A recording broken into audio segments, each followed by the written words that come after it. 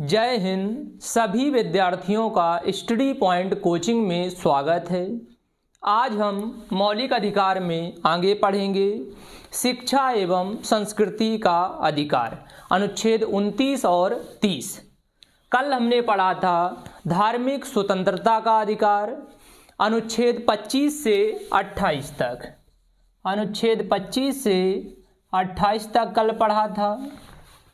काफ़ी लोगों के कमेंट भी आए हैं, काफ़ी अच्छा समझ में आया है। एक बार रिवीजन कर लेते हैं।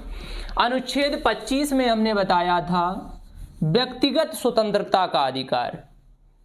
आप टीका लगाते हैं, हिजाब पहनते हैं, ये सब व्यक्तिगत स्वतंत्रताएं हैं, ये आपसे नहीं छीनी जा सकती हैं। कहीं पर ऐसी समस्याएं आती हैं, उस पर कोर्ट संसद में ये बात उठती है। कल बताया भी था, कर्नाटक का एक मामला है, उस पर संसद में बहस हुई है।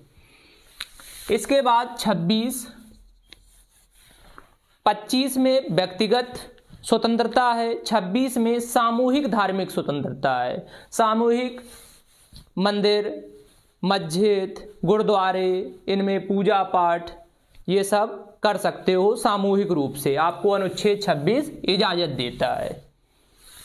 इसके बाद 27,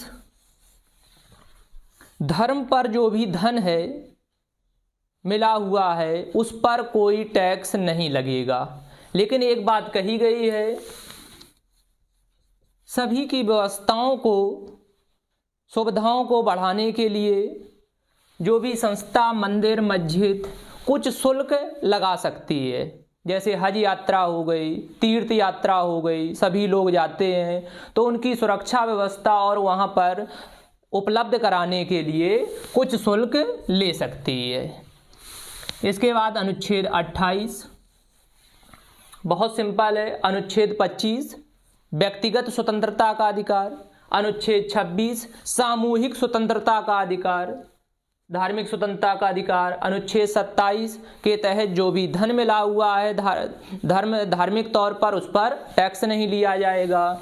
उसके बाद 28 राज्य द्वारा खोले गए शैक्षणिक संस्थानों में धार्मिक शिक्षा नहीं दी जाएगी। ये अनुच्छेद 28 पाबंदी लगाता है। उसमें भी बताया था अगर जो विद्यार्थी पढ़ रहे हैं वो बालिग हैं तो उनसे सभी से परमिशन लेकर दी जा सकती है, या बालिग नहीं है तो उनके माता पिता, अभिभावकों से परमिशन लेकर दी जा सकती है। तो ये हमारा कल का ख़त्म हुआ रिवीजन। अब आज का शुरू करते हैं शिक्षा एवं संस्कृति का अधिकार। इसका वर्णन संविधान के अनुच्छेद 29 और 30 में दिया गया है। सारी चीजें समझेंगे।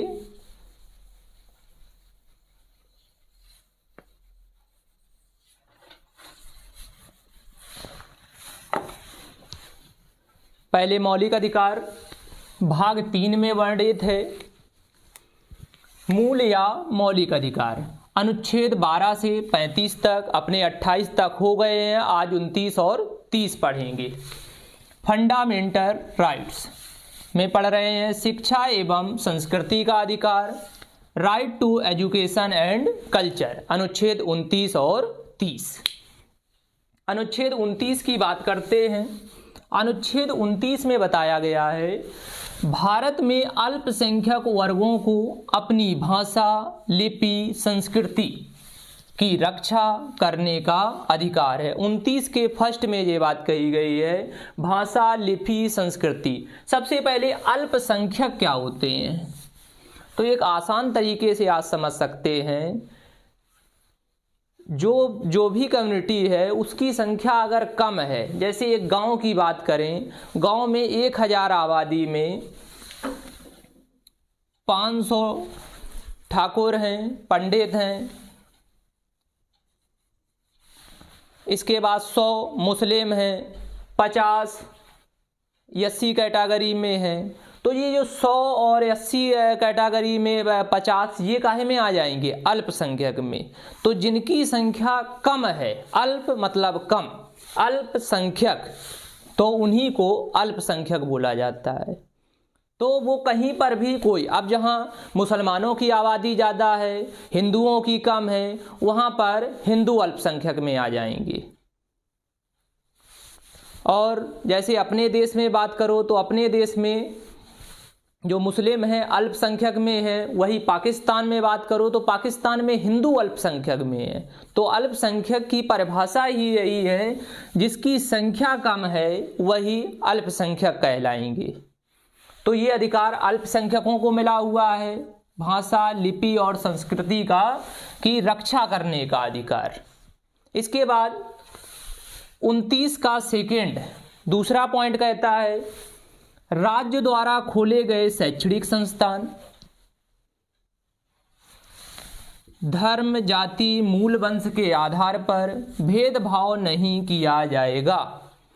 जो राज्य द्वारा शिक्षण संस्थान चल रहे हैं, डिग्री कॉलेज हो, इंटर कॉलेज हो, माध्यमिक शिक्षा वर्ग हो, कोई भी वर्ग हो, वहाँ पर धर्म के आधार पर किसी के, कि वो मुस्लिम है, हिंदू है, सिख है, जाति के आधार पर कि वो SC कैटेगरी है, ST है, OBC है, तो इन आधारों पर भेदभाव नहीं किया जाएगा। मूल वंश के आधार पे भेदभाव नहीं किया जा सकता है। ये आपको अनुच्छेद 29 का सेकेंड सुरक्षा देता है। इसके बाद अनुच्छेद 30 समझिए। अनुच्छेद 30 में फर्स्ट, भारत में सभी अल्पसंख्यकों को, अल्पसंख्यक समझ गए कौन लोग होते हैं, को अपनी रुचि के आधार पर शैक्षणिक संस्थानों की स्थापना करने का अधिकार प्राप्त है। अपने रुचि के आधार पर शैक्षणिक संस्थान, अपने मनपसंद के आधार पर शैक्षणिक संस्थान खोल सकते हैं, और उनको जो धन पैसा है वो सरकार उपलब्ध कराएगी। ये बात अनुच्छेद 30 के फर्स्ट में कही गई है कि जो अल्पसंख्यक शैक्षणिक संस्थान खोलेंगे उनके लिए धन राज्य सरकार उपलब्ध कराएगी। उसके बाद 44वें संविधान संशोधन 1978 में एक प्रावधान किया गया, उसके तहत कहा गया जो राज्य सरकार भूमि मतलब जमीन उपलब्ध कराएगी और उसके लिए जो धन उपलब्ध कराएगी संस्था के लिए, वो बाजार मूल्य के आधार पर होगा। मतलब बाजार में उस समय क्या रेट चल रहा है उस आधार पे दिया जाएगा, सरकार उपलब्ध कराएगी। इसके बाद 30 का सेकेंड, किसी भी अल्पसंख्यक शैक्षणिक संस्था को अनुदान देने में इस आधार पर नहीं रोका जा सकता कि संस्था अल्पसंख्यक द्वारा प्रकाशित की गई है। कहने का मतलब, जो अल्पसंख्यक शैक्षणिक संस्थान खोला है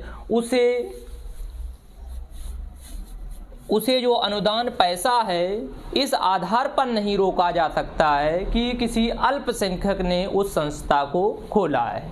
अब एक बार रिवाइज कर लेते हैं। 29 के फर्स्ट में जो आसान बात कही गई है, भाषा के आधार पर, लिपि के आधार पर, संस्कृति की रक्षा, भाषा, लिपि, संस्कृति की रक्षा करने का अधिकार है सभी अल्पसंख्यकों को।